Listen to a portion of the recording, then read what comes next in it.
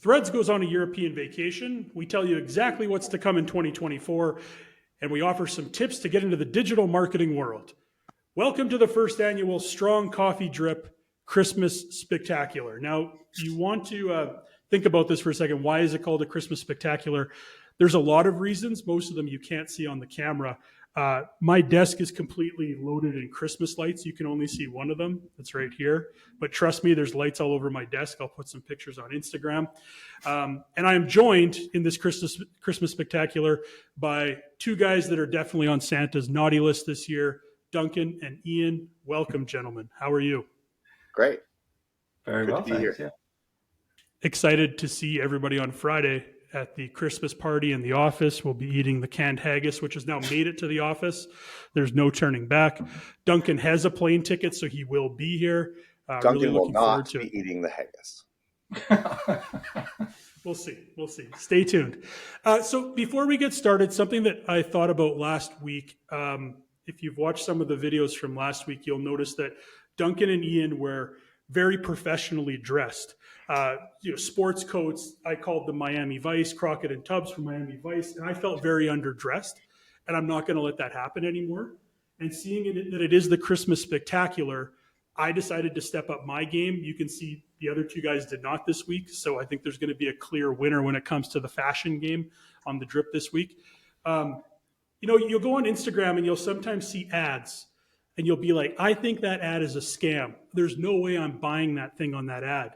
Then there's guys like me who see that ad and go, you know what? Let's roll the dice and see what happens. Lucky for me, I decided to partake in one of those ads. That's the best golf shirt ever. And this arrived at my door about 2 weeks later. I was only alive for 2 years in the 70s, but I'm pretty sure this is what Santa in the 70s probably looked like. It has a I love lot how they going gave on him there. a button eye. They gave Santa a button right where his eye would go. Like that's well The designed. Christmas, see here too, see how the present's opening. This is actually a pocket. Pocket. Oh, Wow. There was a lot of thought that went into that one. Nice. Well, when you pay upwards of $25 for a shirt, you expect the best. So good news. I'll have this in the office on Friday if anybody else wants to give it a try. But I think it's pretty clear who won the fashion show this week, and he's right here. It's this guy. So before we get into what we want to talk about today, this is something that came up literally moments ago while we were getting ready to record. Duncan found a story that he really wants to share with everyone. It has nothing to do with Christmas, but it's quite interesting. NASA recently announced that they beamed a video back to Earth from 19 million miles away. And the video was of Taters the cat. It came back very clear, correct, Duncan? Have you seen the video? I've seen the video. Taters is chasing a laser beam. But I think the key here is, frankly, that it came back in ultra HD. So, I mean, better quality than obviously my internet connection here, especially when the microwave goes off. So that's a plus. And not only that, there wasn't even an ad to start the video either. So it was an ad-free experience from 19 million miles away. That's a real miss on the monetization angle. They could have. Well, I think that'll maybe be like a 2025 plan for NASA of how can we monetize Taters the cat. Taters the cat. Yeah, I think that's natural. So don't worry though, it will be on YouTube and there will be an ad in front of it. So yes, Okay, perfect. Yeah. Google. Yeah. I will be checking out the Taters video after, but I'm glad we got that in, Duncan, because I was, you brought that up right before we went live, and we said, you know what, this needs to be on the drip this week.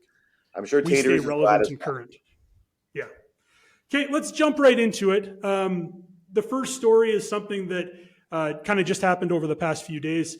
Meta's Twitter competitor Threads has been launched into the European Union, according to an announcement by Mark Zuckerberg.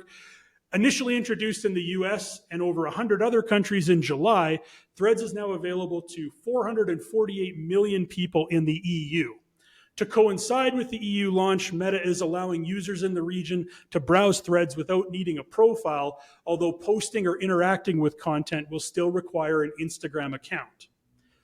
The delay in launching in the EU countries has been attributed to compliance complexities with the Digital Markets Act.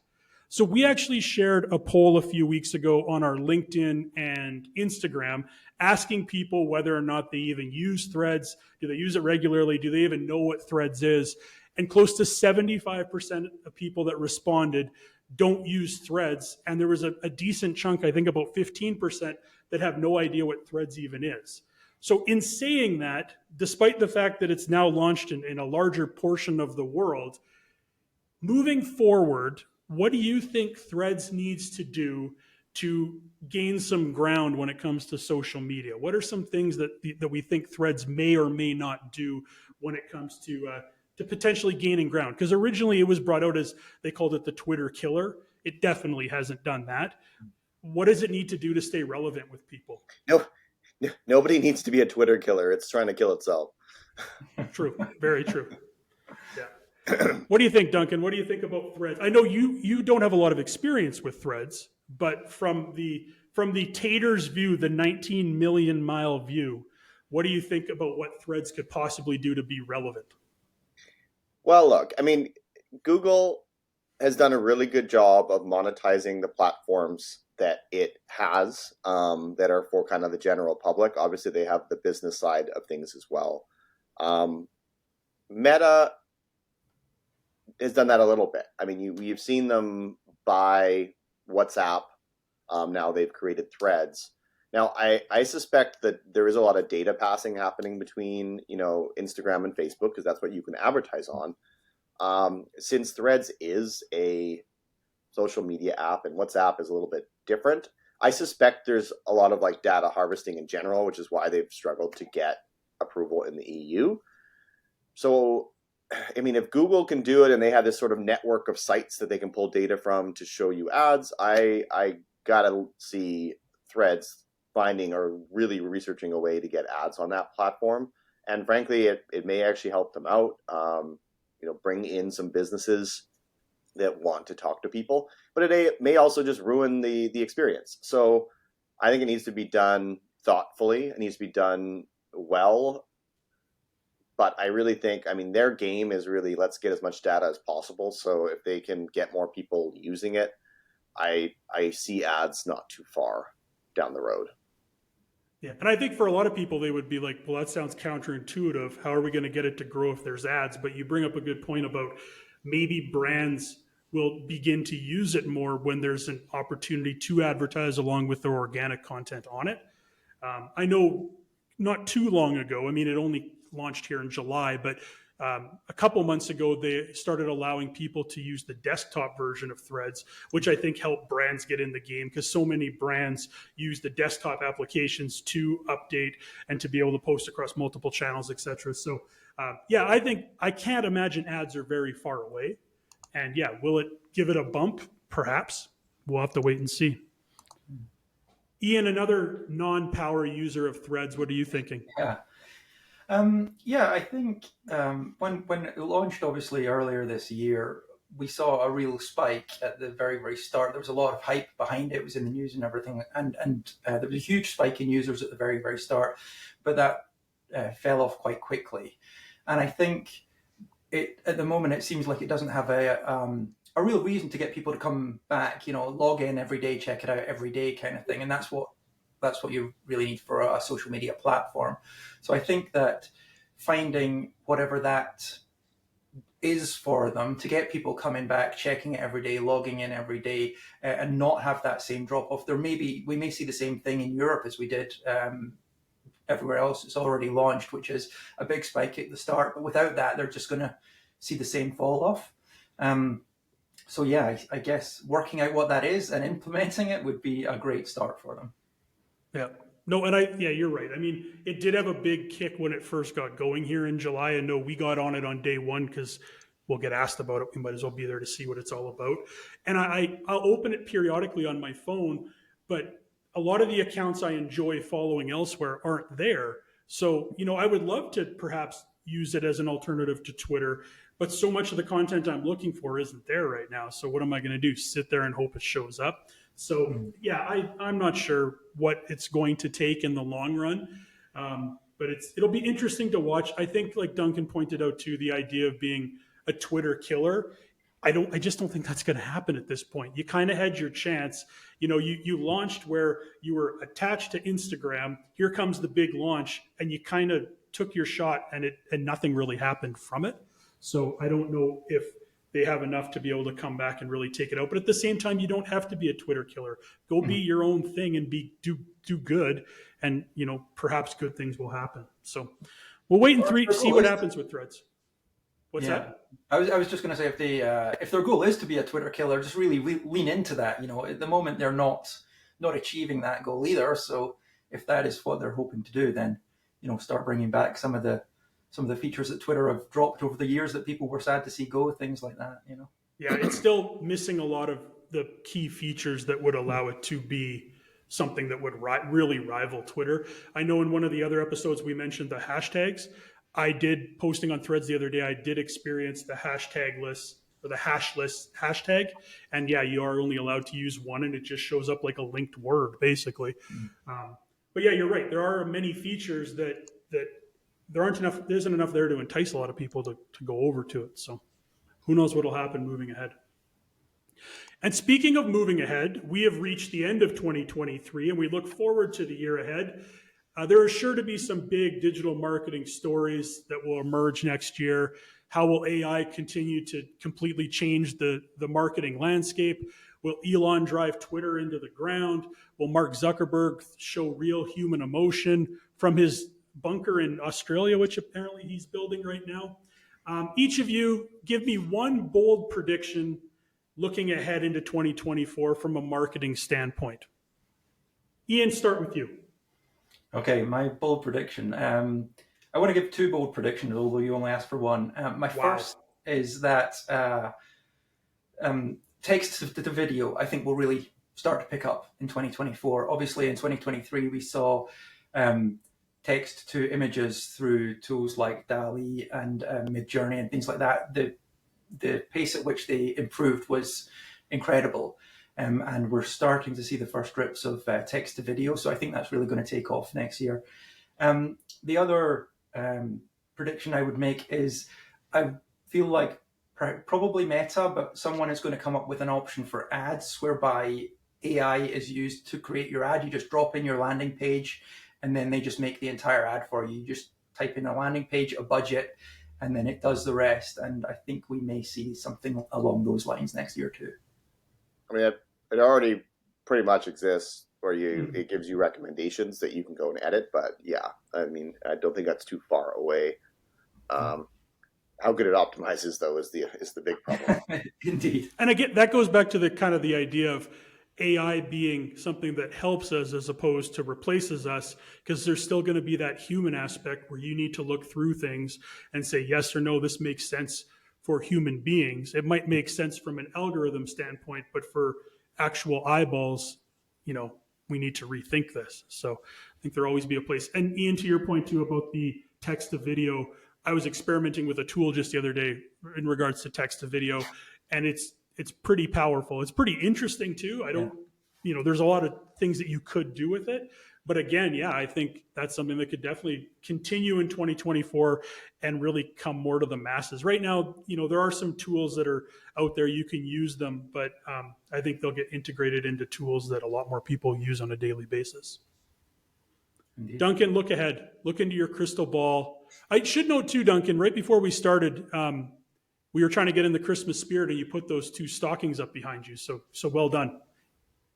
Well, I mean, I wanted to make it a little more festive. Couldn't find my Santa hat, unfortunately, and I can't compete with what you're wearing. I don't think anybody really can. I think the camera's even struggling to capture all those colors behind you. So. Well, when you combine the sticker wall with this, that's a lot. Yeah. Duncan, what do you think? Intentional, but it's giving you like these little white puffs right by your armpits, and I think it's Well, just on the one side, that's actually part of Santa's beard. Yeah, it's just that arm that I'm seeing it on. Yeah. When you see the shirt on Friday, Duncan, you'll fully understand. I'll be blinded. Whole scope of it. I'll be blinded by festive spirit. Well, I mean, bold prediction. I think I could very much see this happening. I mean, with everything that's going on with inflation and everyone's complaining about grocery stores arbitrarily jacking up prices on things. I could see a very similar thing happening in the ad space, because it is a bit of a black box, in the sense that whatever the base level is for a click that Google's given you, they're obviously making some money on that. That's the whole point of it. And, it's always been told to us that it's an auction base. So, you have one person bidding this, another person bidding that. And if you're above them for whatever reason, you do better. But obviously there's always a base cost of what an ad provider like Meta or Google is taking for the ads. Now, I'm also very curious if inflation's affected ad costs. And then by that same token, has Google and Meta and all these platforms increased that, beyond what maybe inflation would do? So who knows? Maybe there's some sort of like class action lawsuit. Maybe there's something that people are digging into, how much Google's actually taking, because it is like their number one revenue driver. Same thing with Meta.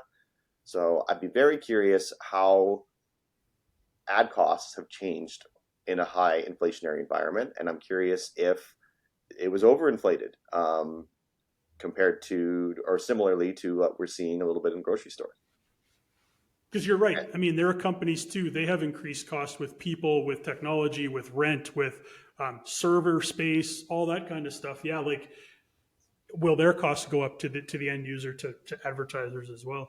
I mean, they've let a lot of people go. They've let a lot of people go. They did a lot of cost cutting, but usually with cost cutting, it's how can we also squeeze out more money for what we already have in place. So I'd be curious. I mean, it's a bold prediction. That's what you were looking for. Was it true? No idea. Here we are. Yep.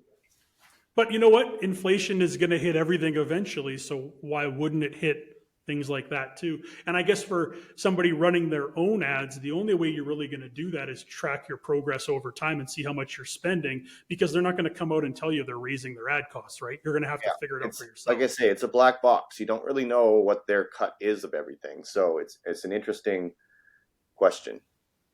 Yeah. Nope. Two good ones. I'll finish with one, maybe two. I'll cut into what Iain was doing with two. The first one, I think there's going to be some people out there with bold predictions that, like, Elon is going to sell Twitter or X or whatever it's called.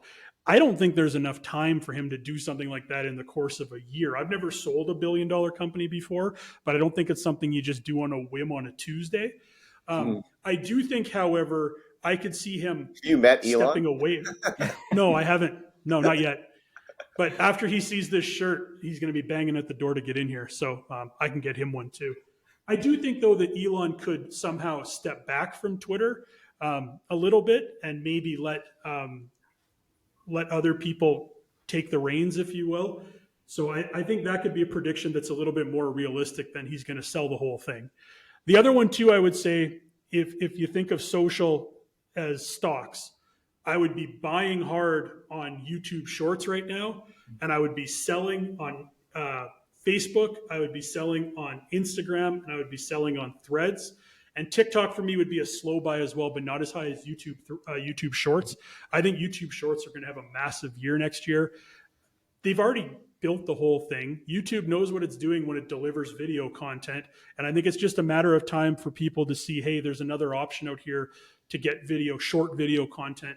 And I think YouTube Shorts is going to have an amazing 2024. Not to mention, for guys like us who are in marketing, you don't need to create new content to go on YouTube Shorts. If you're already creating vertical videos elsewhere, it's just one more place to put them. And you probably already have a YouTube account too. So I'd be buying on YouTube Shorts and maybe not so much on the other channels for next year. And we'll be back here next year to see how wrong we were or how right, perhaps. All right, we're going to wrap up the Christmas Spectacular. I don't have any more changes to make. I actually have a Santa jacket that maybe I'll put on at the end just for fun. But let's leave with this. We're going to jump back to the mailbag, and this is Santa's mailbag because it's Christmas time, where the questions are real, but the names and locations are not. This question is from Susan in Los Angeles. Ooh. Been to Los Angeles, right, guys? Mm-hmm. Iain, have you been to Los Angeles? I have never been to LA, no. Okay, well, Susan says you can stay at her place. Crash on her couch next time you go there. Really nice. She says, hey guys, my son Hector wants to get into digital marketing, but I thought I could read it without laughing, but I can't. hey guys, my son Hector wants to get into digital marketing but doesn't know where to start. What advice do you have for him? Well, you know what? Good news for Hector. This might be Hector in Tucson. I don't know for sure. But good news for Hector. This is the time of year, I think, when a lot of people maybe take stock of what's going on. Maybe they look at making a career change, or they decide what they want to do with their lives. They want to go to school or what have you. A question I get a fair amount when I go speak places, people are saying, hey, this looks like an interesting opportunity, an interesting job that you have. How would you get into it? And I don't think there's a true linear path. You know, if you want to be a nurse or a doctor or a lawyer, it's pretty linear, right? You have to do this to get to this point. With what we do in digital, you can have a variety of backgrounds and previous experience and still arrive at the same destination. So I don't think there's one single thought I can share, but I can tell you from my standpoint, doing what we do here, I think what really helped me wasn't so much that I was in marketing when I was in my teens and early 20s, because I wasn't, but I actually spent a fair amount of time in retail. And working retail, first of all, you meet guys like Duncan. That's where I met Duncan. And look how this has turned out. Pretty good, I think. But working in retail, what you do is you're diagnosing problems all day. When somebody comes in and they're talking to you and they want to buy something from you, they're telling you what they want. And in your head, you have to figure out a solution for their problem. When it comes to marketing, we're trying to determine what problems people have and then offer solutions to their problems. So it's really the same kind of thing. It makes you think on your feet, make decisions on the fly. And I think more than anything else, retail really has helped me in this career, because you get so used to talking to people, meeting people, understanding their problems, coming up with solutions, and then you get immediate feedback too, right? You sell somebody something and you're hearing back from them a week later, a month later, or what have you. So it's kind of that full cycle of that full buying cycle for people. You get to experience it firsthand working in retail. So I just think working with people in that retail environment has really helped me a lot, and it gave me a really good foundation. So when we started doing what we do so many years ago, it was like, you know what, I kind of know what this is all about because I've done it for so many years, not knowing it at the time. Duncan, what would you offer Hector when it comes to advice? I think one of probably the best ways to really learn is just to do it. But it's always good to kind of have someone to kind of guide you. So I would probably say, if you could, try to find a mentor. Even just reaching out to people that work in the industry with an honest email saying, hey, I'd love to get into this industry, really looking for someone who I can ask questions about. If you have time, if you would like to do this, please let me know. And if you send that email out to 20 people, I'm sure you get a few responses of people that were willing to do it. I myself am a mentor to a student from BCIT.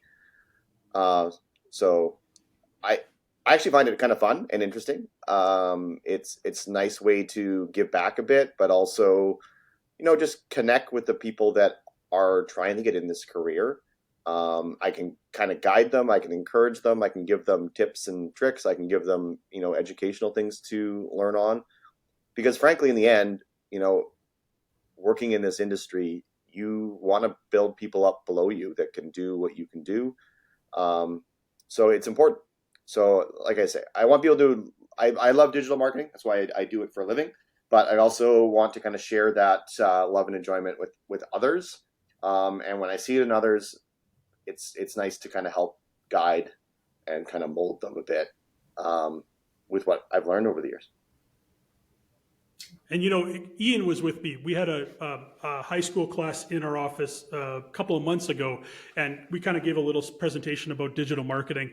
And it's funny, you sit there and watch, and there's like one or two people whenever we do this that are really keen and really eager, and you're almost thinking in your head like, I'll probably run into you one day, because this isn't appealing to you. I wouldn't be surprised if you show up at our door one day. But yeah, the idea of mentorship and teaching, something we really, really love to do here. And anybody that can have Duncan as a mentor is in good hands. Aw. I said that with a straight face too, despite the shirt. I'm being serious. Okay, and to end on a less serious note, Iain, while you give your tip to Hector, I'm going to attempt to change into a Santa coat. Sounds great. Take it away, Iain. Okay, yeah. So when asked when asked about how marketing Be was, serious, Iain. I'll try. I'll do what I can. When he was asked about how marketing was changing, the copywriter John Caples once said, "Times change, people don't." And I think that that's worth remembering. We see every week there's a new tool that we can use to help market to people, but the things that actually motivate people to act and buy largely remain the same over time. So I think if people can get into the basics and fundamentals of marketing, of advertising, copywriting, and analytics, learning those skills will be tools that are forward compatible forever with any future tools that come out. They're something that you'll always be able to rely on. So that would be my tip, would be to understand the basics of those areas. And yeah. I have to agree. I mean, digital marketing specifically, it has so much data. It's everywhere. You can learn, if you can start to understand and read that data and kind of understand what story it's trying to tell you, you'll be unstoppable in a lot of different industries. So it really is a rare skill to have someone that can look at a whole bunch of numbers and tell you what it means, or at least come up with plans to uncover what it may mean. And I think that is definitely an invaluable skill to have. And it's one that you definitely learn in this industry rather quickly, that you have to be able to look at numbers and figure out if this is good or bad. Yeah. Know what else is a really good skill? Changing into a Santa coat and Changing off camera. I don't want to brag, but it was pretty seamless, right? Oh yeah, no, I like the little hand motions, a little seductive Santa. Yes. Try my best, Duncan. All right, good tips, guys. Those are all valid tips. And like I said, there's no linear path. People will say, should I go to school? Should I not go to school? There's no right way of doing any of that to get to where you want to be.